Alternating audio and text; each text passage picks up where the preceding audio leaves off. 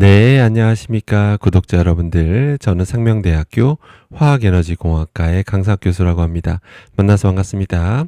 오늘 다룰 주제는 바로 냄새입니다. 냄새를 유발하는 어떤 원인들도 알아보고요.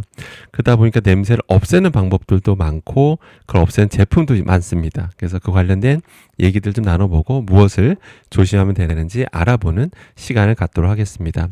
일단 이거는 여러분들 꼭 기억하셔야 될 게 뭐냐면 바로 무치. 그러니까 냄새가 뭔가 진하다고 해서, 불쾌한 향이 진하다고 해서 뭐 또 위험도는 비례해서 증가하는 거 아닌가 이렇게 생각할 수도 있는데 꼭 그런 건 아닙니다. 무슨 얘기냐면 냄새가 전혀 안 나는데도 위험한 것들도 있습니다. 바로 대표적인 게 일산화탄소인데요. 일산화탄소는 냄새가 아예 안 납니다.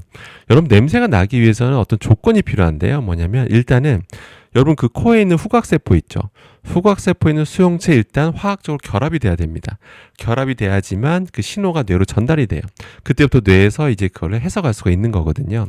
근데 저 일산화탄소는 우리 그 수용체에 안 붙습니다. 그러니까 냄새가 안 나는 거예요. 참고로 산소도 질소, 기체도 다 그 수용체에 안 붙으니까 냄새가 안 나는 겁니다. 참고로. 아무튼 냄새가 안 난다고 해서 뭐 안전한 거다 이런 건 아니다라는 걸 꼭 기억하셔야 됩니다. 근데 기본적으로 뭔가 근데 불쾌한 향이 나면 대부분 그런 것들 몸에 안 좋은 거다라고 일단 생각하실 필요는 있어요. 자, 먼저 여러분들한테 가장 제가 이제 주의를 당부하는 게 바로 요리할 때 나는 냄새입니다. 요리하다 보면 당연히 이제 어떤 또 우리가 어떤 음식을 딱 우리가 처음에 접했을 때 그 어떤 향, 음식 그 특유의 향이 있잖아요. 그럼 참 그걸 맡으면 기분 좋아지잖아요. 그런데 요리나 조리하면서 맡는 향, 그 앞에서 요리나 조리하면서 맡는 그 향들은 갑자기 안 맡으려고 노력하시는 게 좋습니다. 정말 이렇게 구수한 향도 나고 막 고소한 향도 나고 막 그렇게 하잖아요. 그런데 그 앞에서 요리하시나 조리하시는 분들, 특히 고온에서, 여기서 고온이라면 200도 이상, 200도 이상에서 지지고 볶고 튀기고 굽는 걸 행위하시는 분들은 워낙 유해한 물질이 공중에 너무 많이 날아가요. 그중에 냄새 나는 것도 있고 안 나는 것도 있거든요. 아무튼 뭔가 맡았다는 거는 그 많은 것들 같이 다 들이마셨다는 얘기예요. 그러면 어떻게 돼요? 당연히 이제 그대로 기관지를 통해서 바로 폐까지 도달한 경우가 너무 많아서 실제 급식 종사자분의 32%가 폐 이상 소견을 받았을 정도로 보통 안 좋다라고 생각하시면 됩니다. 그렇기 때문에 가급적이면 직접 고온에서 요리나 조리를 하시는 분들은 갑자기 냄새를 안 맡으려고 노력하시는 게 좋다라는 걸 꼭 기억하시기를 당부드리겠습니다. 어떻게 냄새 안 맡냐 하실 수 있는데요. 레인지 후드 켜는 건 기본이고 환기를 하시게 되면 최대한 2개 이상 열어서 환기를 하시면 최대한 그런 냄새들을 특히 유해한 기체들을 맡으실 가능성은 최소화된다라고 생각하시면 되겠습니다. 자, 그 다음에 이제 우리를 불쾌하게 하는 향 중에서도 몸에 안 좋은 게 바로 그 하수구 향인데요. 당연히 집집마다 저런 하수구가 있잖아요. 참고로 제가 살고 있는 집이 좀 오래된 집이거든요. 그래서 하수구 냄새가 좀 심합니다. 근데 그 하수구 향의 원인 중에 여러 가지가 있는데요. 그러니까 미생물에서 발생하는 그런 향도 있고요. 그 다음에 그 안에 여러 가지 때들이 있잖아요. 여러 가지 뭐 우리 몸에 머리카락이든 뭐 여러 가지 이물질들이 껴 있는데, 근데 그런 유기물들이 분해되는 과정에서 산소가 조금 부족하면 황화수소라는 게 발생합니다. 그 황화수소는 조금만 발생해도 퀴퀴한 냄새가 나요. 뭐 달걀 썩는 냄새랑도 유사하고요. 조금만 저농도에서 냄새가 나니까 당연히 기분도 안 좋죠. 근데 저게 만약에 농도가 높아지게 되면 몸에 안 좋습니다. 몸에 좋은 기체 아니고요. 그렇기 때문에 최대한 안 맞는 게 중요하겠죠. 그럼 어떻게 할까요? 당연히 보통 우리 겉에만 청소하는 경우가 많은데 안에 있는 모든 거를 다 제거할 수는 없지만 최대한 껴있는 것만 최대한 눈에 보이는 거, 그 안에 최대한 빼낼 수 있는 것만 최대한 닦아만 내셔도 그래도 냄새가 현저하게 줄어드니까 그런 것도 꼭 참고하시기 바라고 수시로 좀 청소하는 습관을 좀 들이시길 바라겠습니다. 그 다음에 여러분 주의해야 될 냄새는 바로 락스 냄새죠. 락스는 한번 여러분이 냄새를 맡아보시면 냄새가 거의 없습니다. 락스 자체는 냄새가 거의 없어요. 그런데 이상하게 락스 특유의 향이라는 게 있잖아요. 근데 그게 왜 나는 거냐면 우리가 이제 청소를 하잖아요. 청소를 하게 되면 그 우리 욕실 그 표면에 그런 산성계 세제들이 좀 남아 있을 수가 있거든요. 근데 그런 거랑 락스 성분이 만나게 되면 화학 반응이 일어납니다.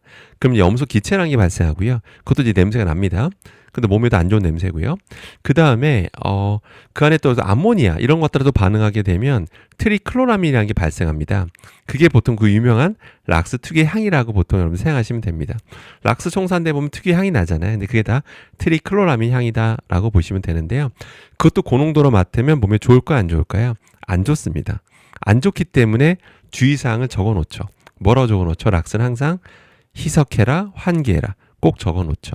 왜냐하면 그 많은 양을 이제 고농도로 하게 되면 당이 더 많은 양의 염소기체나 트리클로람이 발생할 가능성이 있기 때문에 그게 몸에 안 좋습니다. 해롭기 때문에 그래서 최대한 희석해서 쓰라고 하고 그 청소하는 동안 냄새를 최대한 맡지 말라고 환기하라고 그 냄새는 최대한 안 맡기 위해서는 꼭 희석하고 환기해야 된다라는 것만 일단 기억하시면 됩니다. 그 다음에 여러분들이 또 불쾌한 냄새면서 몸에 안 좋은 냄새가 바로 VOC인데요. 휘발성 유기화합물이라고 하는데 한 가지 지칭하는 건 아닙니다. 뭐 벤젠, 톨루엔, 뭐 포르말데히드 다 이런 것들을 이제 휘발성 유기화합물 일명 VOC라고 하는데요. 일단 가장 많이 여러분들이 VOC를 접하는 게 일단 보통 새집 들어갔을 때나 아니면 새로 인테리어 했을 때 뭐 페인트 바르거나 벽지 바르거나 새로운 가구 들이다 보면 여기 그 안에 있는 것들이 뿜어 나오는 것들이 있는데 그런 것들 다 VOC다라고 보시면 되고 몸에 좋은 건 하나도 없습니다. 그걸 들이마시면 별거 아닌 것 같지만 그 폐를 통해서 흡수가 돼요. 여러분 몸에 퍼진다는 얘기입니다. 당이 다 독성들이 있고요. 그 중에서 뭐 중추신경에 영향을 주는 것도 있기 때문에 최대한 맞지 말라고 하는 겁니다. 그 다음에 여러분들 주의해야 될 게 바로 지하주차장. 지하주차장도 환기가 아무리 잘 돼도요. 그러니까 환풍기 시절이 아무리 잘 돼 있어도 아무래도 지상보다는 공기가 안 좋습니다. VOC 농도가 무조건 높게 나와요. 심지어 노후화된 아파트나 이런 데일수록 훨씬 더 공기 질이 안 좋습니다. 당연히 최대한 거기서 오래 안 머무르는 게 중요하겠죠. 참고로 예전에 제 경험을 하나 말씀드리면 원래 지하주차장이라는 게 그 자동차 그 매연 때문에 공기 안 좋은데 원래 안 좋은데 한번 지하주차장을 도장한 적이 있었어요. 새로 페인트 바르고 막 이렇게 한 적이 있었는데 그러다 보니까 도장을 하니까 VOC가 어마어마하게 공기 중으로 뿜어져 나오잖아요. 나름 환풍기 시설이 잘 돼 있음에도 불구하고 계속 뿜어져 나오니까 어떤 일이 벌어지냐면 그냥 들어가자마자 머리 아픈 건 기본이고요. 제 자동차 있죠.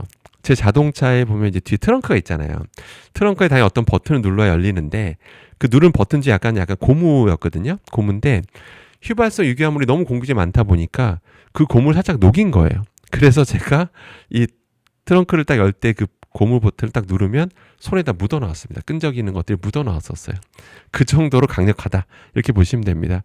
그런 것들이 코로 들어가서 폐로 들어갔으면 어떻겠습니까? 당연히 폐에 직접적인 영향을 준다라고 생각하시면 됩니다. 그래서 VOC를 절대 우습게 보시면 안 됩니다. 그 다음에 또 여러분들 많이 접하는 게 바로 자동차인데요. 자동차 타면요. 뭐 새 차에서 많이 나는 건 뭐 기본이고요. 근데 오래된 차에서도요. 이것이 예를 들어서 뭐 햇빛에 오래 놔뒀다 차를 그러면 VOC가 꽤 많이 그 차 안에 차 있습니다. 그 안에서 여러분들 그 VOC가 다 쉽게 다 빠질 것 같지만 다 완전히 다 빠지는데 시간이 정말 오래 걸립니다. 그렇기 때문에 처음에 차 타기 전에 특히 뜨거운 곳에 노출시켰다면 좀 미리 좀 약간 문 두 개 열어서 환기 좀 시킨 다음에 타시는 것도 한 방법이다라고 여러분 참고하시기 바라겠습니다. 아무튼 이런 냄새 나면서도 몸에 안 좋은 것들이었고요. 자 이제 그러면 이런 것도 이제 없애야 되잖아요. 없애거나 최대한 안 맡아야 되는 건데 그러다 보니까 이런 냄새 없애는 방법 중에 대표적인 게 바로 냄새를 덮어버리는 겁니다. 그러니까 기존 나는 냄새를 일단 불쾌하니까 그거를 다른 향으로 덮는 방식도 많이 쓰거든요. 그다음에 여러 가지 제품들에 많이 쓰는 게 뭐냐면 바로 일단 천연향으로 이제 보통 많이 이제 광고하는 게 바로 리모넨 성분입니다. 리모넨 성분을 참 많이 써요. 여러분들이 제품의 안에 성분표를 읽어보시면 아주 흔하게 발견하는 게 바로 리모넨이라는 건데요. 일단은 천연향. 그래서 보통 감귤에서 추출해서 만들 수 있고요. 근데 인공적으로 합성해서도 만들 수 있습니다. 화학 구조만 똑같으면 성질은 똑같아요. 이렇게 보시면 되고 아무튼 보통 이제 광고할 때는 무조건 천연향이라고 일단 광고를 하죠. 근데 이게 자연상에서 만든 거랑 이게 고농도로 실내에서 만든 거랑 무슨 차이가 있는지 좀 말씀드리면 일단은 여러분 실내라고 하는 게 공기질도 실내가 공기질 안 좋아지잖아요. 보통 우리가 창문 열었어요. 환기시키는 열었는데 밖에서 이제 오존이 막 들어옵니다. 그러기도 하고요. 그다음에 우리가 프린터만 가동시켜도 오존이 발생하거든요. 근데 그런 오존과 고농도의 리모넨인 성분이 이제 만나면 이제 화학 반응이 일어날 수가 있는데 그러면 자칫 포르말데히드 같은 유해한 기체가 생성되기도 합니다. 그걸 들이마시게 되는 거예요. 그러니까 만약에 저 리모넨이 아니 밖에도 오존이 있는데 저 리모넨이 오존과 만나면 안 좋은 성분이 만들어진다면 밖도 위험한 거네요 할 수 있는데 밖은 이게 오픈돼 있잖아요. 그러니까 아무리 저런 게 생성돼도 완전 희석된 상태에서 우리가 맡을 수밖에 없기 때문에 밖에서는 보통 위험성을 논하지는 않습니다. 근데 실내 같은 얘기가 다르죠. 특정 향 제품을 쓰셨다면 그게 계속 고농도로 이제 계속 뿜어져 나가면 고농도가 되잖아요. 그런 상태에서 자칫 오존과 만나게 되면 유해한 물질이 발생할 수도 있다라는 거죠. 그렇기 때문에 천연향이니까 무조건 괜찮겠지. 이런 생각은 하시면 안 되고, 저런 게 들어간 제품들은 주기적으로 환기하는 게 좋다라는 거를 꼭 기억할 필요가 있습니다.